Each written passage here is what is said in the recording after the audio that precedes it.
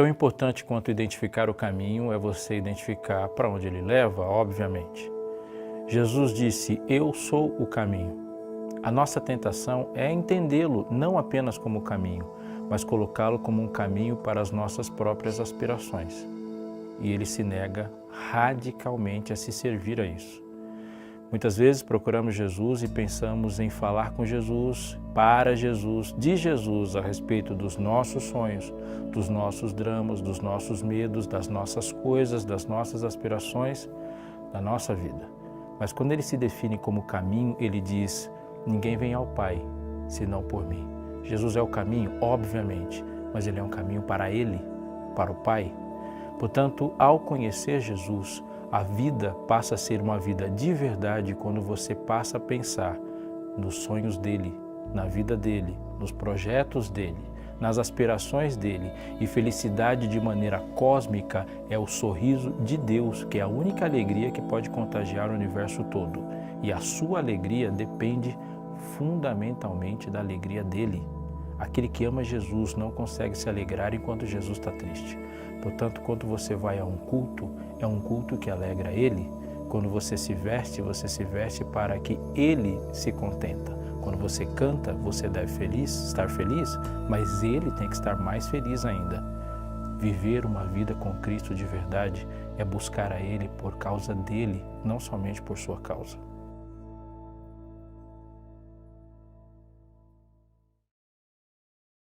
Boa sexta-feira para você, feliz sábado, se você é do feliz sábado. Aqui estamos mais um Vertical. Seja bem-vindo, Eualif. Cara, conta a história desse seu nome aí, antes da oração. Não, meu nome é um nome peculiar. Assim. Não, detalhe, né? Eualif. Mas o surgimento desse nome, para aqueles que não conhecem, e ninguém conhece, para falar a verdade. Na mente da sua mãe. Do meu pai. Do seu pai. Meu pai. Isso é O nome do bullying. meu pai é Eucélio. Hã? O nome do meu pai é Eucélio. É. O nome da minha mãe é Selva com S. Selva. E o nome da minha irmã é Sandy. Então, Eualif só foi mais um nome peculiar numa família peculiar. O nome da sua avó é o quê? Não, o nome da minha avó é normal, meu. Maria. Maria. Porque assim, visita a iniquidade dos pais e dos filhos até a terceira e quarta geração. Entendi. Que bom que você está aí, gente. Se você assistiu o vídeo, que legal. E o Vertical é feito com você, não é só para você. Então, o seu comentário, a sua pergunta, a sua participação é muito importante mesmo. Manda aí. Eu já vou aproveitar e dizer para você, se conecte também e veja as coisas que são produzidas, os conteúdos que são colocados no canal do NASP-BR, o NASPlay, de onde o Vertical surge. Muitas coisas vão estar por lá e no futuro teremos Vertical também somente lá. Então, se liga no que a gente vai produzir e que tem produzindo muito para lá. Começamos Vertical Propaganda e já vamos começar a mandar ver, né? Última semana desse mês, semana de oração NASP. Se liga nisso. Tem pergunta? Esperto. Tem pergunta. Vamos lá, então. Seguinte, a primeira pergunta que a gente já tem, que durante a semana a gente recebeu isso aí, é: parece que nos ensinaram errado essas questões. Por quê? Porque o que ouvimos a vida toda é que nas nossas orações nós devemos abrir o nosso coração a Deus com nossos sonhos, anseios, medos e afins.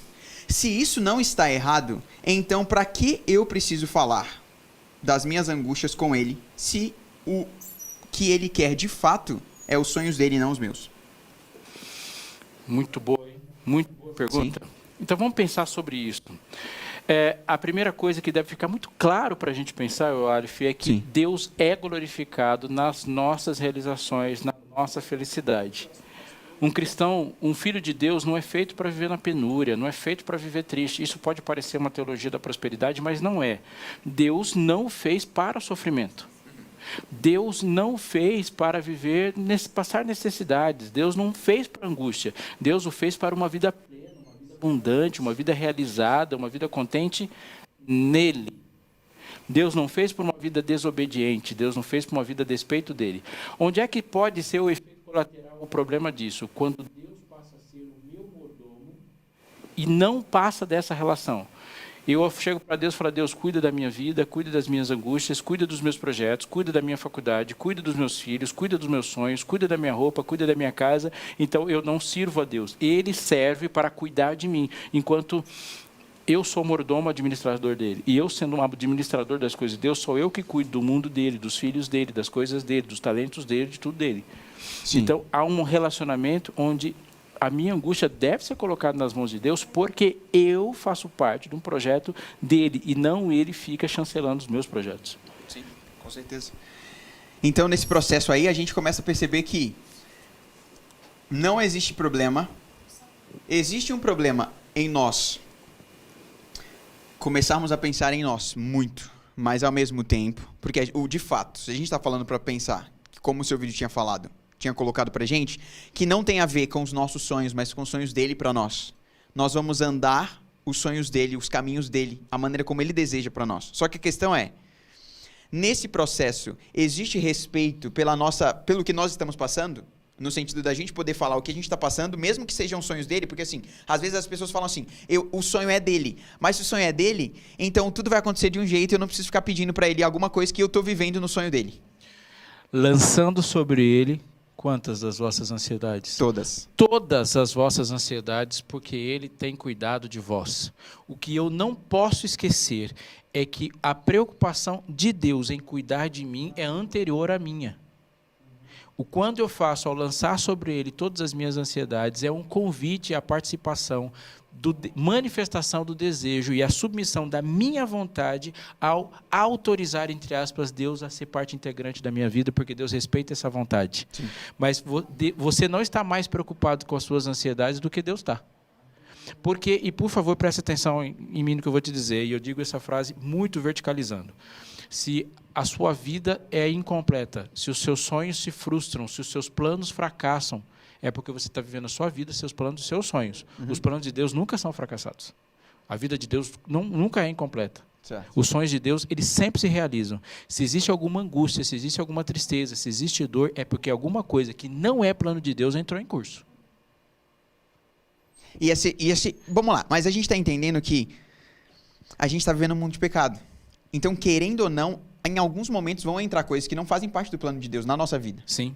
Mas então, nesse processo de entrar, a gente pode colocar essa angústia que entrou por situação do pecado para Deus e falar assim, Deus, eu sei que, cara, não é isso que o Senhor deseja para mim. Sim. Mas eu gostaria que o Senhor me livrasse disso porque eu estou sentindo isso. Eu não queria sentir, mas eu estou sentindo. Então, eu posso levar esses anseios necessários, assim, de questões que o pecado está colocando, mas não necessariamente porque eu estou pensando somente em mim, mas eu estou querendo fazer a vontade dele, mas algumas coisas estão acontecendo ao meu redor que estão causando aflição e angústia, digamos assim, e eu posso levar isso?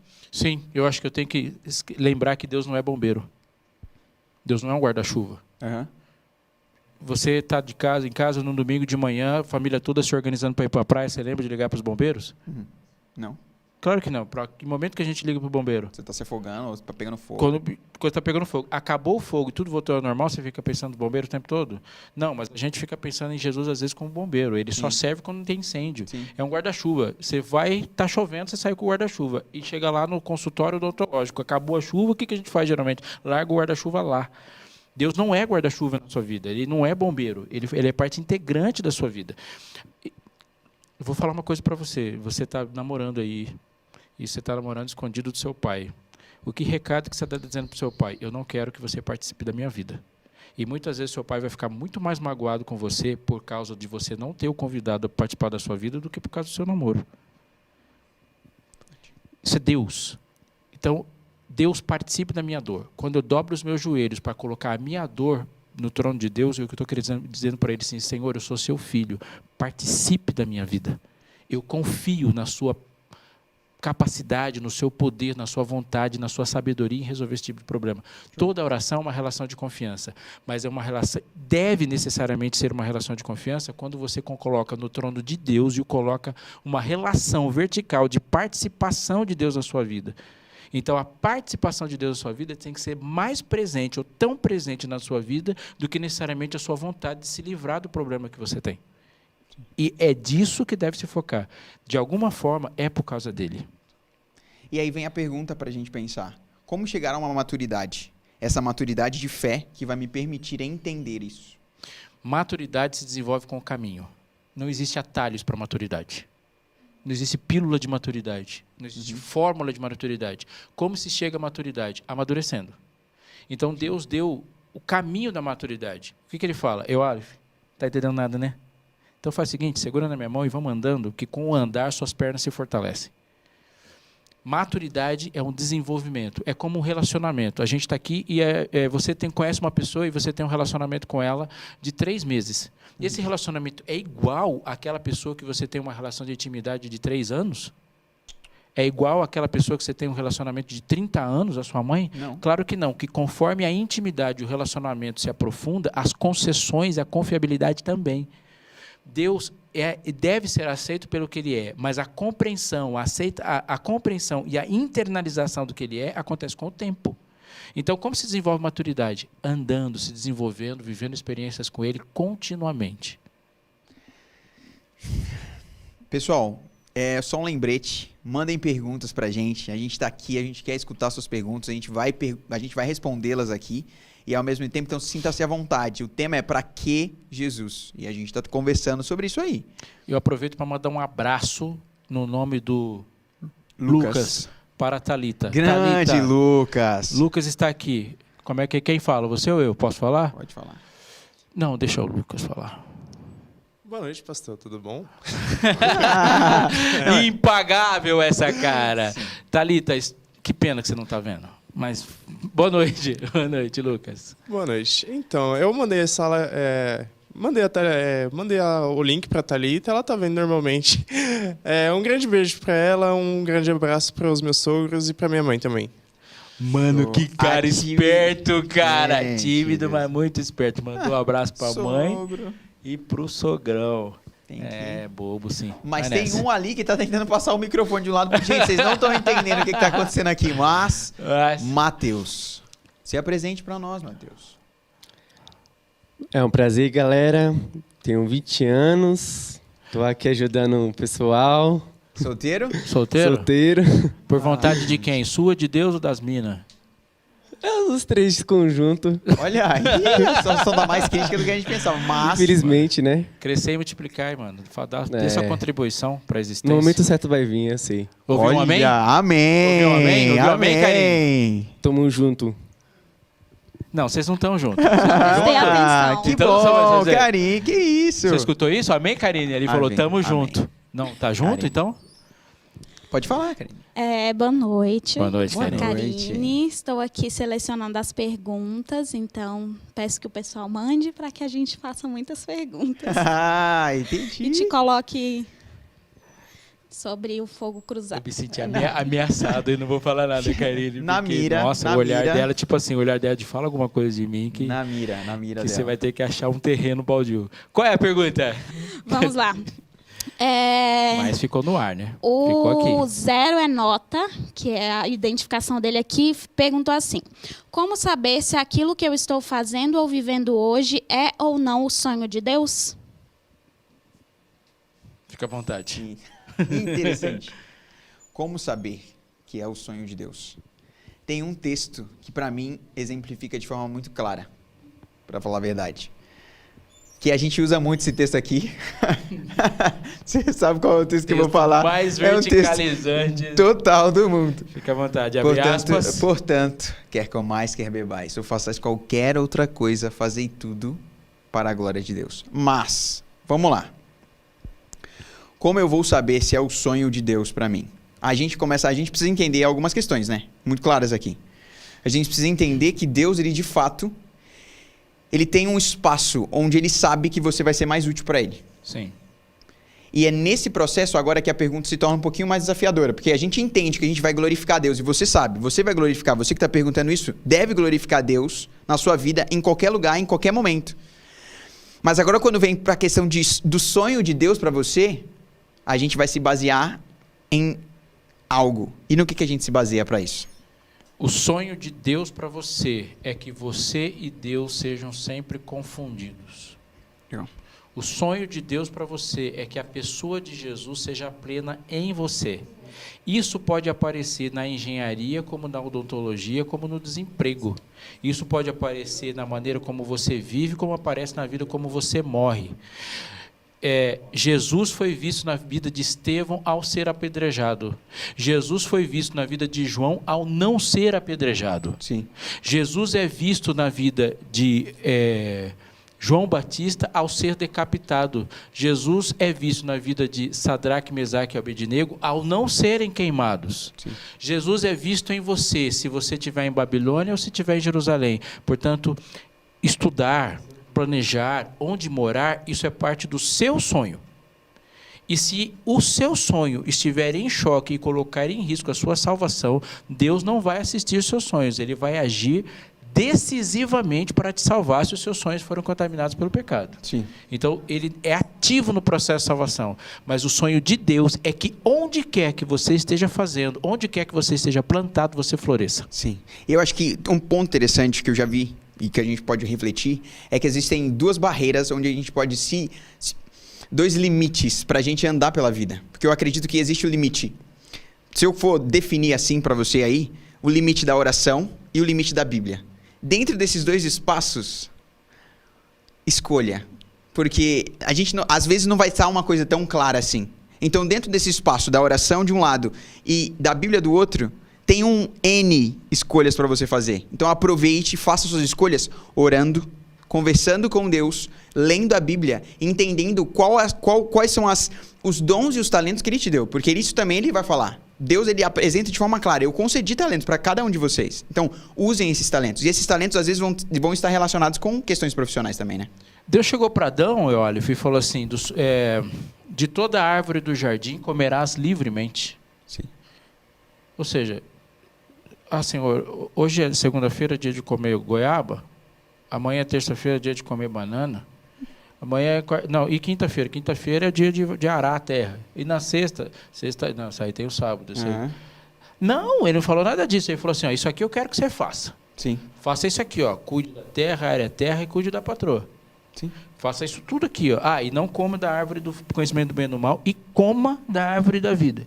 E o resto, Senhor, o resto você se organiza, porque se você é a minha imagem conforme a minha semelhança, ou seja, você decide, porque você não pode ser filho, cópia, imagem de um Deus poderoso que decide e faz sem nenhuma capacidade de decisão. Com certeza. Então, quando a gente às vezes pergunta para Deus, Deus decide por mim, Ele está falando assim, você está pedindo para não ser quem você é. Isso aí eu não vou decidir para você, porque eu fiz você aí para decidir. Faz parte do nosso processo. Faz parte de ser a imagem de Deus e escolher. Mateus, que Aí, pergunta pastor, que a gente tem aí? Outra pergunta, da Raíssa Rosete. Pastor, como não confundir... Mas só para te deixar mais constrangido. Tô brincando, vai lá, Mateus, domina. Pastor, como não confundir a vontade de Deus com a teimosia do nosso coração? O coração do homem é o quê? Desesperadamente corrupto. E aí? Como não confundir a vontade de Deus para qual câmera eu olho? Qualquer uma? Qualquer uma? Para essa aqui? Como não confundir a vontade de Deus com a teimosia do seu coração? Se relacionar com Deus não é tão difícil quanto a gente acha.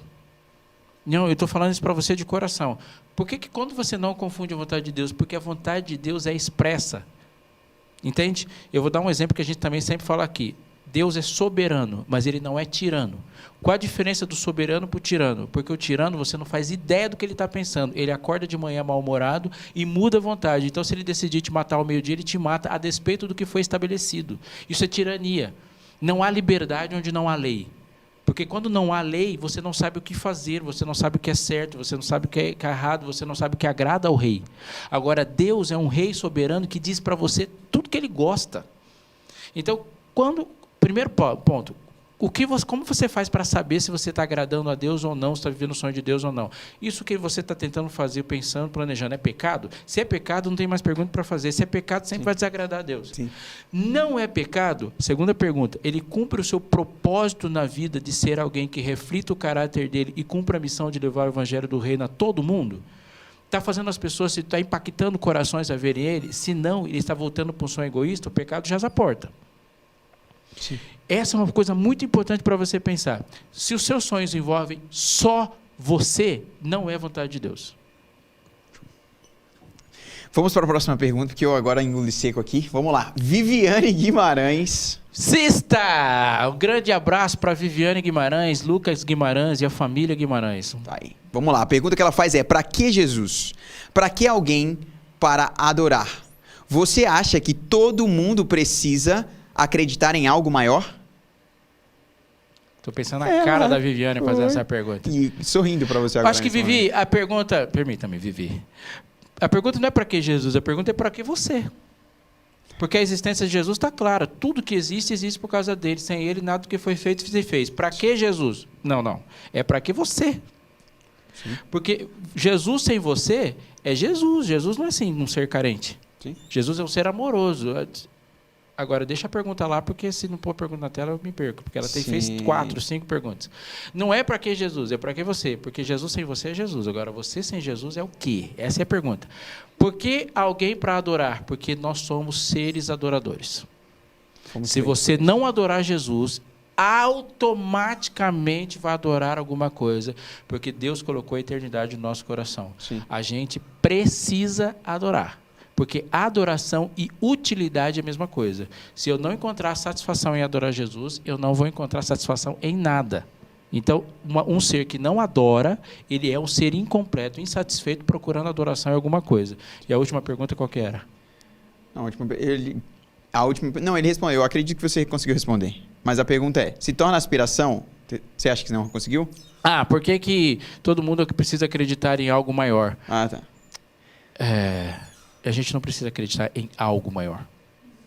Sim. Aliás, acreditar em algo maior é uma pergunta muito delicada. Porque quando a serpente chegou para Eva e tentou Eva, qual era a essência da tentação? A essência da tentação não era comer o fruto. A essência da tentação era o que o fruto iria produzir. O que significou para Eva comer o fruto quando Lúcifer chegou para ela e falou: sereis como Deus. Portanto, ela foi tentada a algo maior. Mas no planeta, nada era maior do que Eva. E nada era maior do que Adão. Fomos feitos um pouco abaixo, como Deus, cópia de Deus. O Salmo 8 diz isso. Um pouco abaixo de Deus o fizeste. Não tinha no Éden nada maior para ser. Sim. Portanto, aqui na Terra, olhando para seres humanos, criados à imagem e semelhança de Deus, não existe nada maior do que ser humano completo com Deus dentro. Portanto, não existe algo maior para ser ou para buscar. Portanto, só existe uma coisa maior do que a existência humana nesse planeta, que é Deus. Sim. Todo o restante é menor do que você. E é por isso que quando a gente procura algo que não é Deus, a gente diminui. E nesse processo a gente entende a importância que o Criador dá para a criatura, né? E ao mesmo tempo que a adoração é inerente ao ser humano. E aí a gente chegou no ponto central da nossa discussão. Deus nos fez numa sublimidade que a gente, no pecado, não consegue alcançar.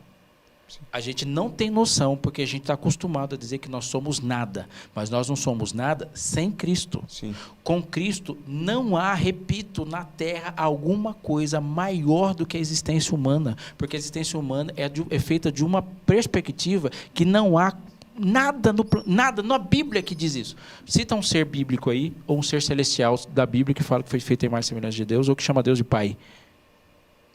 Não tem. Portanto, ou Deus é um ponto alto para algo alto ser alcançado, ou todo o caminho será de diminuição. Eu acho que o Lucas tem uma pergunta ali que ele vai ler para a gente. Vai lá. Bom, a Laís e Carla, ela faz 2 perguntas em uma. Ela pergunta: às vezes não dá a impressão de que Deus é manipulador? Afinal, se fizermos a nossa escolha... Se fizer. Eu quase chamo de DJ aqui. Já tem aqui 2 pitbox aqui, mas vai lá, continua. Os caras nunca mais vão querer voltar aqui para essas câmeras. Vai lá. A Laís e Carla pergunta: às vezes não dá a impressão de que Deus é manipulador? Afinal, se fizermos a nossa escolha, podemos nos dar mal. E se fizermos a escolha de Deus, não? Agora foi. Laís, muito boa a sua pergunta. Quem começa, você ou eu? Pode ir, sinta-se à vontade. Eu estava pensando ainda, mas você já está com essa Às vezes dá a impressão de que Deus é manipulador, porque se fizer a escolha dele, você se dá bem. Se você fizer a sua, você se dá mal. Ele não está dizendo que ele é manipulador, ele está dizendo que ele é inteligente e eu sou burro. Não é nada diferente. Ele está falando que ele é sábio e ele é a sabedoria em si, e a minha sabedoria só seria sabedoria se for a sabedoria dele, porque quem inventou a sabedoria foi ele. Eu tenho filhas. Então, eu tenho uma filha de 4 anos. E aí, a minha filha de 4 anos tem decisões, às vezes, ela está diante de uma decisão muito complexa. Qual é a possibilidade da decisão ser mais acertada? A dela ou a minha? Eu seria muito mal se eu deixasse, eu com 40 anos e 41 anos de idade, Sim. deixar uma pessoa de 4 decidir sobre algo que vai ser da vida dela. Por exemplo, ela chega para mim e fala assim, eu quero assistir tal filme, tal desenho. Deixar ela decidir não é muita maldade, muito mais do que manipulação. Você está me entendendo, Laís? Quando Deus fala assim, é melhor você optar pela minha escolha, Ele está dizendo assim, este caminho eu sei porque eu sou onisciente. São as suas escolhas que te levam a tudo que deu errado. Sim. E a pergunta vem, como então tornar o caminho dele o meu caminho? Você não torna o caminho dele o seu caminho. Eu caminho com ele. Ele é que torna o caminho dele o seu caminho. Você nem consegue fazer isso. Ele é o faz tudo. caminho. Ele é o caminho. Quem que encontrou Ele com me quem? chama e ele ainda me encontra e me chama para andar com ele. Adão, quando pecou, o que ele pegou? Comeu o fruto e falou, nossa, eu estou me sentindo mal. Jesus foi correndo atrás de Jesus. Só que não. Não, foi Jesus que foi atrás dele. Ou Sim. seja, o pecado nos leva para longe. Como tornar o caminho de Jesus o meu caminho? Sim. A gente não torna o caminho de Jesus o nosso caminho. Jesus nos alcança e a vida com Cristo é uma vida de aceitação. Eu vou falar uma coisa aqui que eu já falei no vertical passado. Nós reagimos. E a nossa função, e é muito importante essa função na construção da relação com Cristo, as reações. Todas as ações são de Deus e todas as reações são nossas. Deus te encontrou e falou, você está mal. Como que você reagiu? Tô mesmo. Próximo passo. Eu quero te mudar. Muda, Senhor. Aí você sentiu o choque da mudança. E quando você sente o choque da mudança, ele fala, Senhor, eu estou me sentindo mal. Ou seja, essas são reações. Jesus te encontra, você reage. Jesus propõe uma transformação, você reage. E a gente vai de reações em reações. Sim. Mas vamos lá. Pastor, o pessoal está animado. Show. Isso é bom, isso é bom. Todo mundo aqui, né? Inclusive você, né, Isso é Karine? bom, isso é bom. Nem tanto.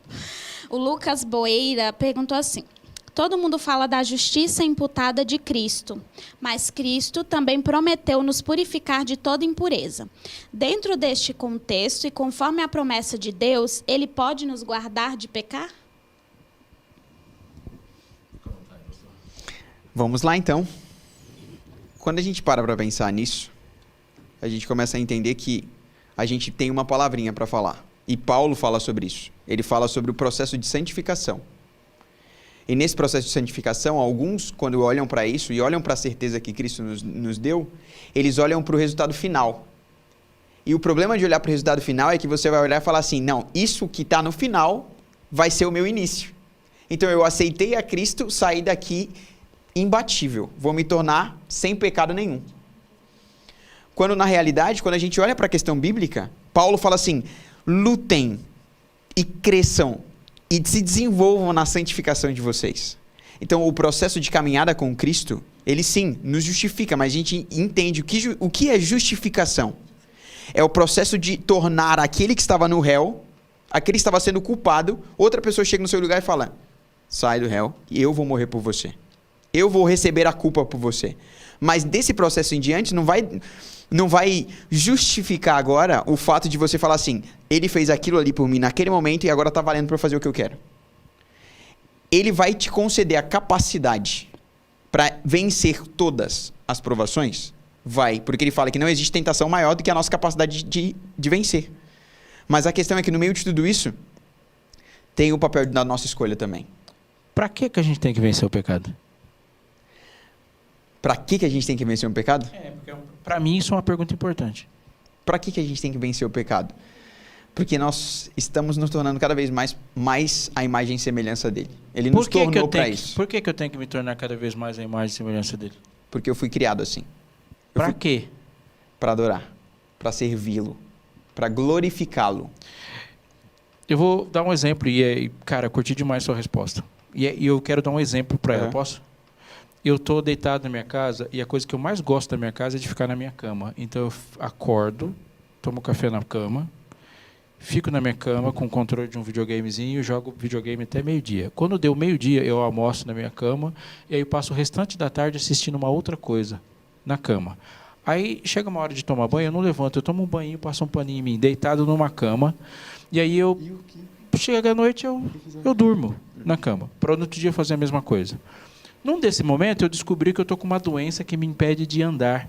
E aí eu recebo uma receita médica que diz assim, você vai ter que ficar de repouso por 30 dias. E aí eu cumpro o meu repouso. Por 30 dias você não pode mexer, não pode sair da cama.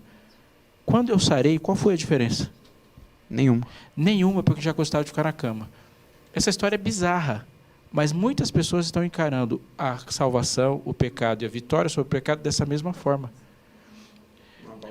O que surgiu antes? O projeto você, a criação ou o pecado? E muitas vezes nós temos a impressão de que o pecado e o ser humano surgiram juntos. Ou o ser humano surge, o pecado surge, o pecado surge, depois surge o ser humano. Pecado é um hiato na história de Deus. Existe o plano de Deus e a glória de Deus, o projeto ser humano, pecado, salvação, e volta para o projeto original. Então, o ponto final não é a salvação no sentido de simplesmente a vitória sobre o pecado, mas é a restauração dos processos originais.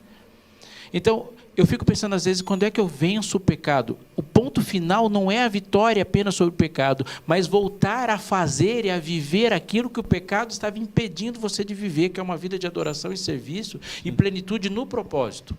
E muitas pessoas, lutando contra o pecado, já atingiram a plenitude do propósito, e outras, tentando não pecar, estão muito longe do propósito, porque se você, depois da terapia, depois do médico, depois da internação, voltou para casa e ficou para a cama, não adianta ter curado suas pernas.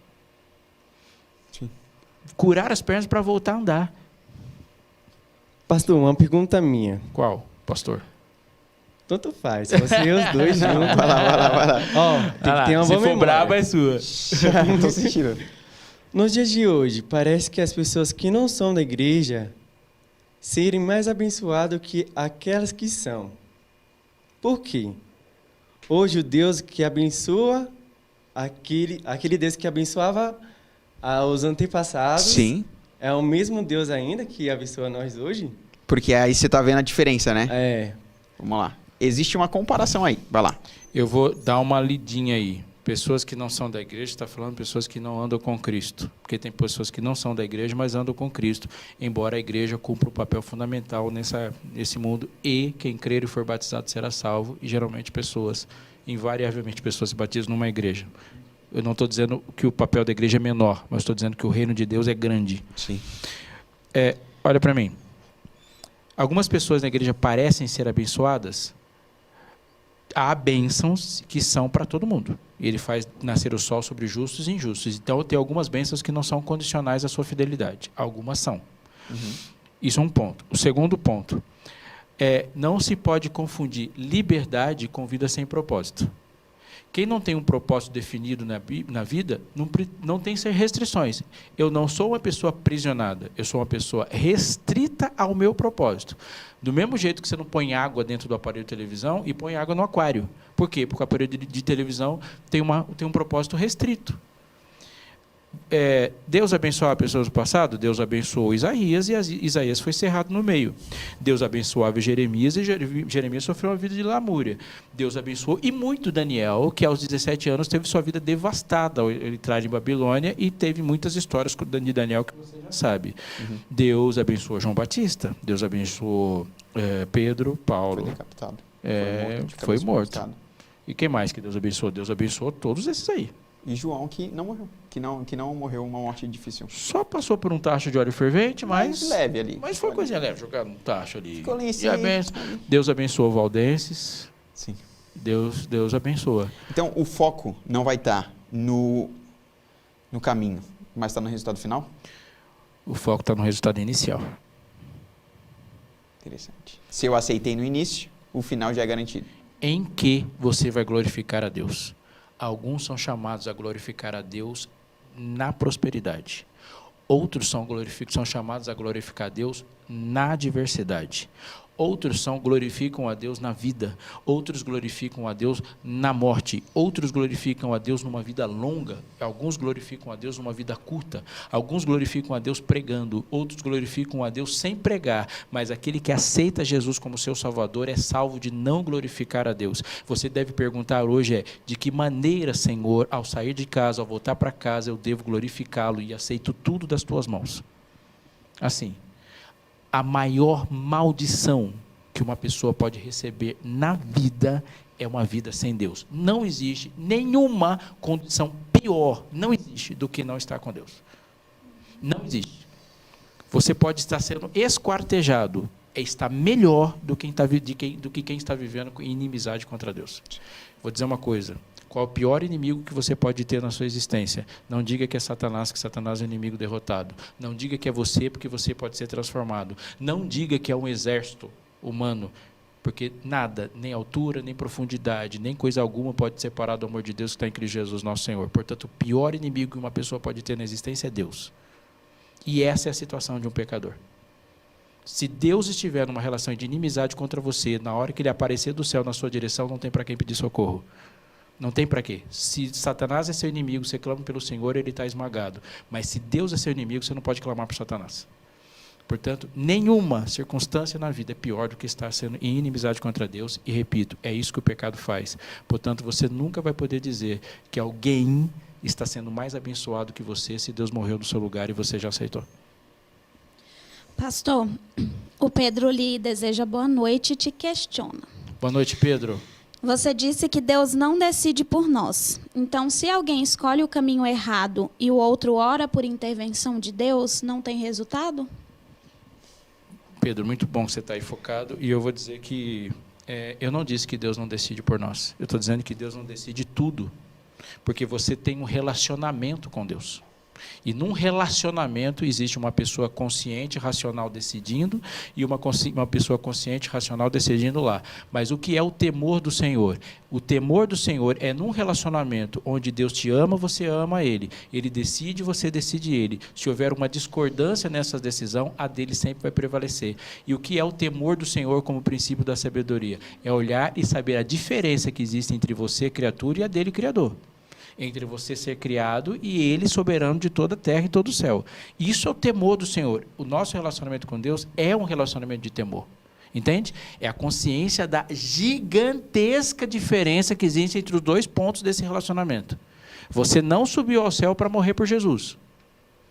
Foi Ele que diminuiu de tamanho para caber no ser humano e morrer por você. Isso é temor. E saber que Ele poderia ter interrompido o processo em qualquer momento. Você respira para falar algo, para questionar Deus, mas a respiração que você usa vem dele. Essa é uma consciência. Decide, ele decide. Esse é um ponto. O segundo é, quando a gente ora pedindo a intervenção de Deus, a gente está jogando o jogo no conflito. E o grande conflito entre Deus e Satanás tem regras. Eu vou ler um texto aqui super importante. Tem regras? Mas mesmo Deus é soberano? Sim, tem regras. Por exemplo, Satanás chega e fala assim, Jó te ama, mas não te ama assim não. Jó ama as coisas que você dá. O que Deus fala?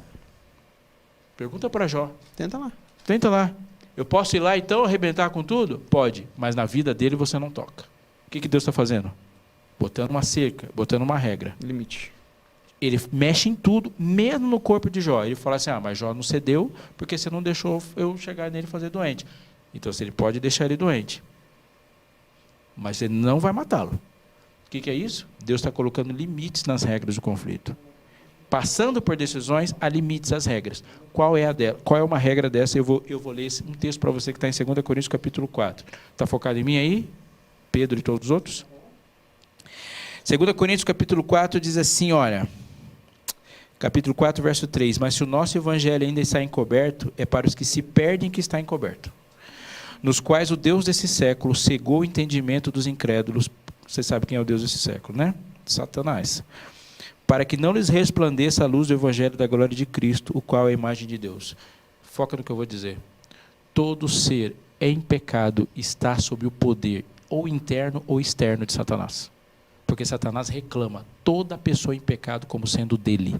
E aí foi isso que Satanás fez quando ele chegou lá no céu. Ele falou, Jó é meu. Aí Deus fala, Jó não é seu porque ele não está em pecado.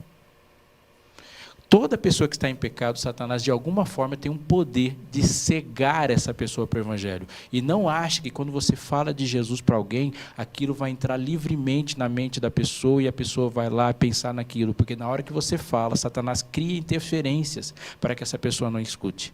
Mas você foi colocado como representante da missão de Deus na Terra. E para que nesta guerra, pela mente das pessoas, você seja efetivo, você tem que agir com um poder além da sua argumentação.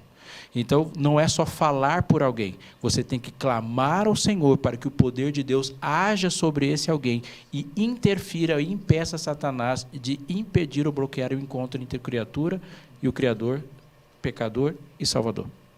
Sem orar, sem interferir, Satanás exerce um poder tão grande que ninguém ouve o Evangelho. Por que oramos intercessoriamente? Para a pessoa decidir? Não, para ter condições de decidir. Você marca encontros quando você intercede. E a gente Resposta entra longa. Mas foi importante e deixou muito claro. Me fez pensar algumas coisas aqui. Está orando por alguém? Estou. Está orando pela... Completa a frase. Está orando pela... Pela minha noiva. Até lá. Vamos lá. Acho que alguém aqui tinha que orar pela Thalita também, né? Isso é verdade. A última pergunta de hoje. Muito obrigado porque vocês já mandaram muitas perguntas e a gente está muito feliz de poder respondê-las. Isso se torna ainda mais especial para a gente esse momento. E agora, a última pergunta que nós temos aqui é justamente: essa relação com Jesus parece uma relação de uma só via. Fazemos e entregamos tudo por e para Ele. Mas o que de fato ganhamos com isso?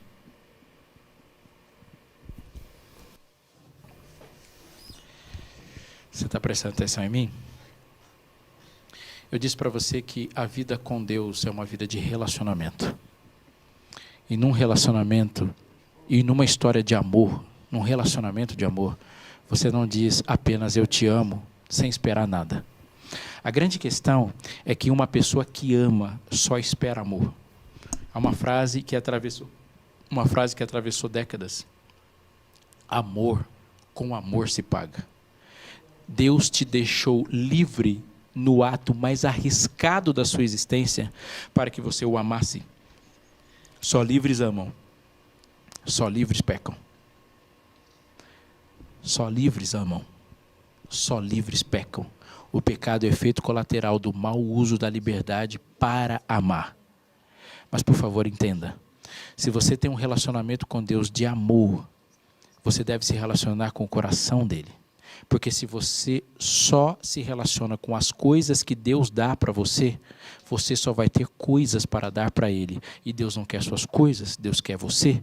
Quando Deus quis te impressionar com o amor dele, Ele não colocou algo do céu para você. Ele do céu desceu por você. E Deus se deu por você. E quem se dá por você, quer você. Abraão um dia foi chamado a sair de Ur, a sair da terra, da parentela dela e ir para uma terra que Deus iria mostrar. Qual é o prêmio? Abraão andou e nunca tomou posse de nada daquela terra. Isso parece uma aventura frustrada. A única coisa que Abraão de fato tinha escritura ali era o túmulo da mulher dele. Era a única coisa que ele não queria ter. Mas Abraão não estava andando, caminhando para um encontro com Deus em Canaã. Foi o encontro com Deus que colocou Abraão na caminhada. Você me entende? O que eu posso esperar dele? Você não espera algo das mãos de Deus. E tudo que você pode esperar dele, você já recebe no encontro com ele. Porque o que Deus te deu, não havia absolutamente nada no universo maior para dar. Amigo, amiga, qual é o nosso problema? Quando a gente espera algo maior do que Deus para receber de Deus. E essa espera será frustrada, porque nunca haverá algo maior do que Deus.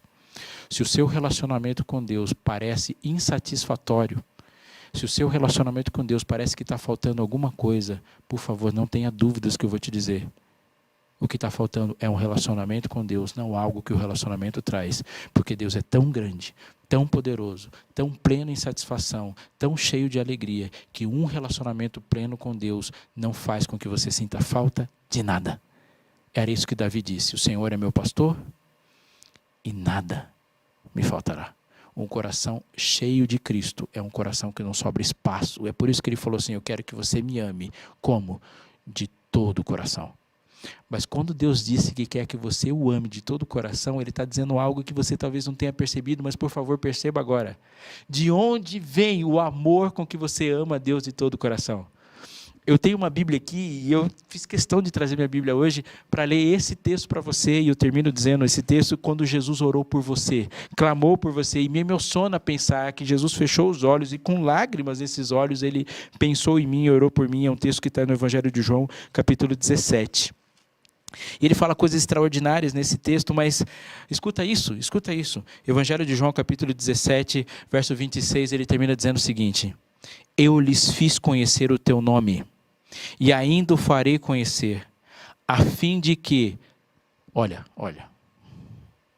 o amor com que me amaste esteja neles, e eu neles esteja. O amor que está em você é o amor do Pai pelo Filho. Portanto, você nunca vai amar o Filho de Deus sem ser pelo amor do Pai. Quando Jesus falou assim, eu quero que você me ame de todo o coração, é porque o amor de Deus enche todo o seu coração, senão você não consegue ter um amor para amá-lo. Amor por Cristo é algo que você recebe do Pai. O amor que você dá a Deus é porque você contemplou o Cristo revelado. O amor com que me amasse esteja nele. Portanto, um amor que se completa em Cristo, não deixa espaço para mais nada. Não há insatisfação com o coração cheio de amor. Você nunca vai estar insatisfeito com algo que vem das mãos de Deus, se você é uma das coisas que está nas mãos de Deus. Quando você está nas mãos de Deus, não há nada que esperar dele. Não é um relacionamento de mão única. Não. É um relacionamento de mão dupla. Deus se deu por você. Espera que você se dê a Ele. Às vezes a gente é meio Nicodemos. Quando Deus nos chamou para ser Maria, Nicodemos se encontrou com Jesus e falou, Rabi, mestre. E Jesus olhou para ele e falou assim, Nicodemos, você ainda não entendeu, você não nasceu, você não experimentou a satisfação de me amar e de ser amado por mim. Mas Maria, aquela mulher perdoada, ao encontrar-se com Jesus depois da ressurreição, ele olhou para ela e disse, ela olhou para Jesus ressurreto e disse, Raboni, que quer dizer, meu mestre. Onde colocaram o meu mestre? Você entendeu? Jesus para ela não era um mestre, era o meu mestre. Hoje eu sei que sou do meu Senhor e Ele é meu.